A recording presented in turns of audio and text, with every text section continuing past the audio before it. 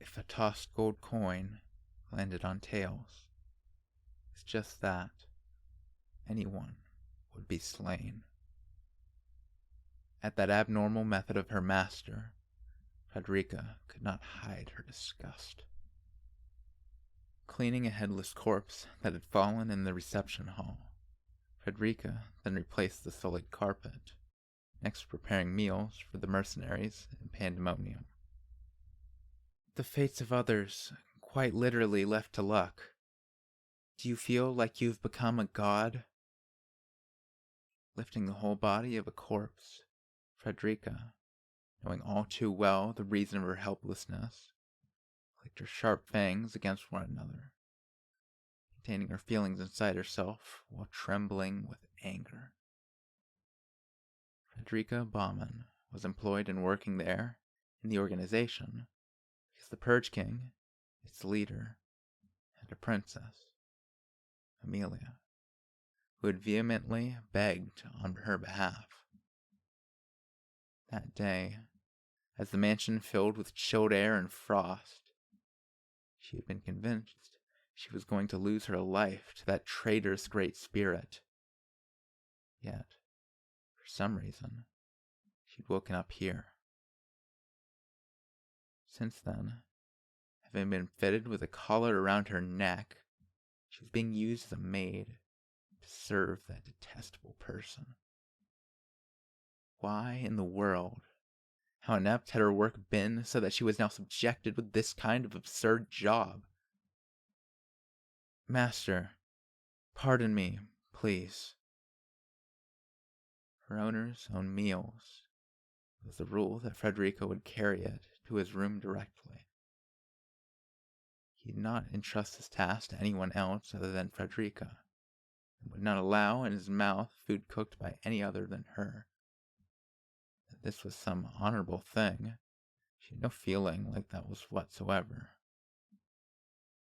Firstly, it was not because of taste or trust that Frederica had been entrusted with the task. Merely that Frederica would not try stupid things was the sort of conviction he felt. Come. With the sound of many locks coming undone, a rude order allowed Frederica's entry into the room. Following these orders, with the food cart in tow, Frederica stepped foot into the room of her master. Her master's room, unlike the luxurious decor and interior of the building, was big, but quite simple and dull, a room lacking in humanity. The room's four corners held many books that were not distinguished by subject. Messily piled up books were stacked everywhere, and it was a place that orderly Frederica could not bear. That person deeply hated having his room cleaned.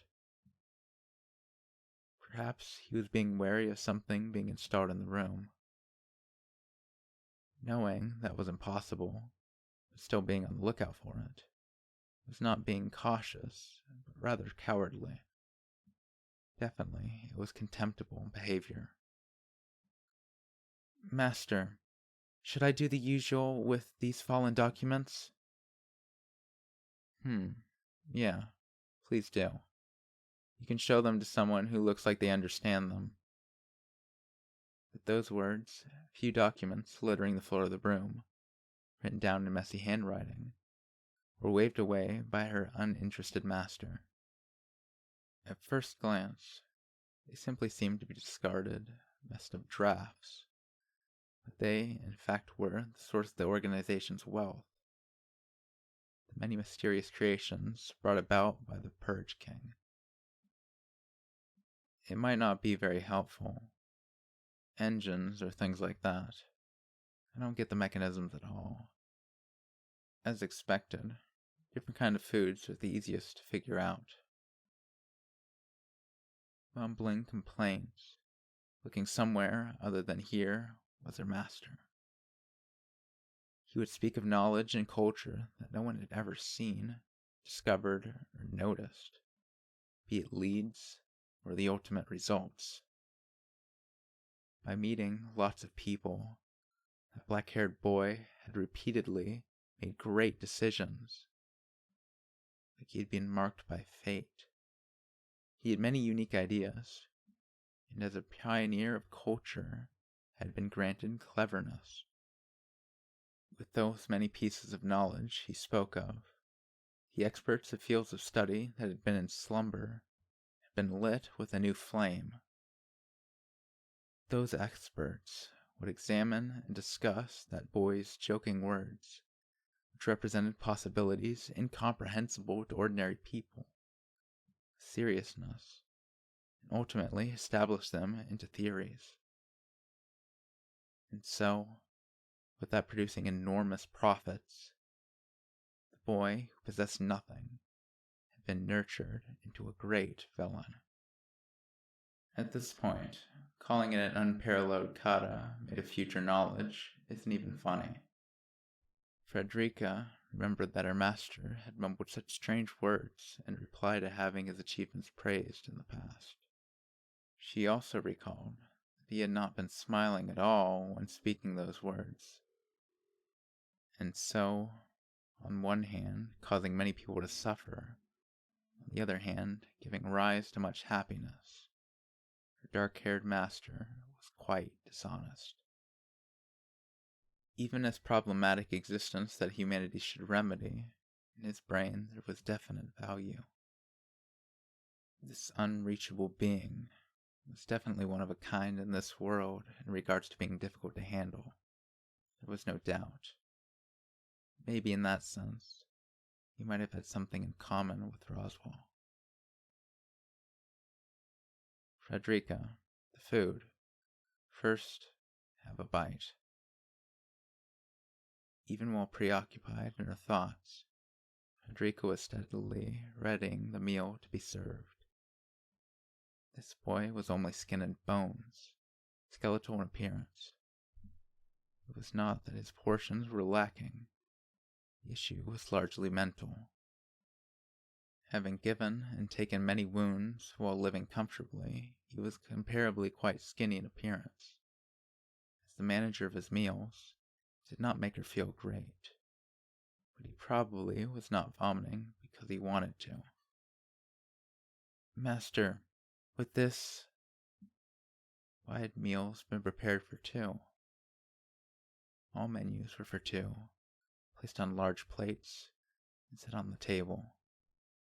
And from every plate's meal, Frederica ate a single bite, as the check for the presence of poison was one of her roles. She had never tried to poison him, but to say she didn't think it would be a lie. It was just that, for Frederica, the work of a maid had taken up much of her life, and it was precious to her. But the people that had taught her, and those involved with her, in her mind, she did not want to commit acts of violence. Then I will be outside. If there is anything, please call for me. During meals, her master did not enjoy being seen. Because of that, having finished with readying the meal, Frederica thought it was time to leave and withdrew from the room. On this day as well, she intended to leave the room and wait outside, when suddenly something caught her eye. Spread out over the desk was written a list, holding the names of the organization's members. Placed next to that list, a gold coin could be seen. At that moment, having realized the meaning of that, Frederica could not hide the fear running down her back. Master, Frederica. With her turning around, void black eyes were gazing at Frederica, who had called for her master. Frederica's breath was robbed by that abyss. In front of her, her master slowly approached the desk and covered that unfolded list. And then, slipping the gold coin just next to it with a thumb. Heads. With a carefree noise, that tossed coin fell into the boy's left hand, catching it and having checked the side facing up, that boy smiled at Frederica. It was heads, Frederica. Your brother and grandmother are safe. Get out, and don't come back until I say you may enter. At her master's words, Frederica nodded like a doll without speaking. And so, unable to hide her eyes welling up, wetting her cheeks with hot tears, she left the room. Soon after, Frederica began to run while covering her face. She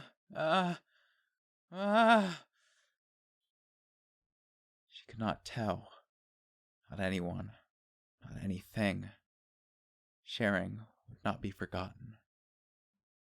Why had it become like this? Why had this happened to her? Those faraway days at the mansion, with those not cute at all juniors, that cute junior, that hopeless master. Where had those times gone?